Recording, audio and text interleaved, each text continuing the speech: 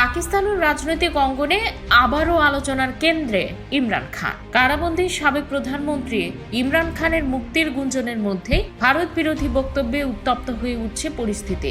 যদিও বর্তমান শাহবাজ শরীফ সরকারকে তিনি অবৈধ বলে দাবি করে আসছেন, তবুও ভারতের বিরুদ্ধে জাতীয় ঐক্যের ডাক দিয়েছেন ইমরান খান। দেশটির নীতি নির্ধারকরা মনে করছেন ইমরান খানকে মুক্তি দিলে ভারতকে চাপে ফেলা সম্ভব, কারণ ভারত বিরোধী অবস্থানে রাজনৈতিক দলগুলোর ঐক্যমত্য গড়ে তোলা যাবে। কাশ্মীরের পেহেলগামে পর্যটকদের ওপর হামলার পর দুই দেশের মধ্যে সম্পর্কের অবনতি ঘটে। এই হামলার জন্য পাকিস্তানকে দায়ী করে পাল্টা ব্যবস্থা নেওয়ার হুঁশিয়ারি দিয়েছে। ভারতের প্রধানমন্ত্রী নরেন্দ্র মোদী সেনাবাহিনীকে সম্পূর্ণ অপারেশনের স্বাধীনতা দেওয়ার নির্দেশ দিয়েছেন। অপরদিকে পাকিস্তানের উপপ্রধানমন্ত্রী ইসহাক দার জানিয়েছেন, পাকিস্তান প্রথমে আঘাত করবে না, প্রতিশোধে পিছপা হবে না। সীমান্তে টানা গোলাগুলিতে দুই দেশের সেনাদের হতাহতের ঘটনা বাড়ছে, যদিও দুই দেশই এসব খবর গোপন রাখার চেষ্টা করছে।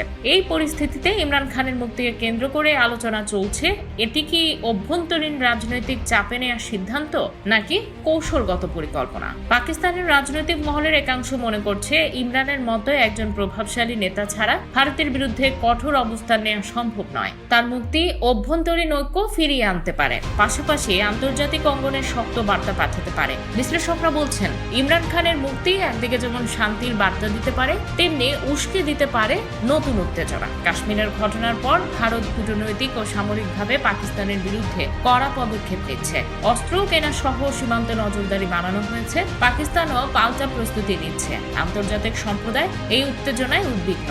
জাতিসংঘের বিভিন্ন সংস্থা দুই দেশকে সংযত থাকার আহ্বান জানিয়েছে। ইমরান খানের মুক্তি কতটা রাজনৈতিক চাল আর কতটা জাতীয় নিরাপত্তা কৌশল তা সময় বলবে। তবে এটা স্পষ্ট, পাকিস্তানের রাজনীতি আবার ইমরানকে ঘিরেই আবর্তিত হচ্ছে।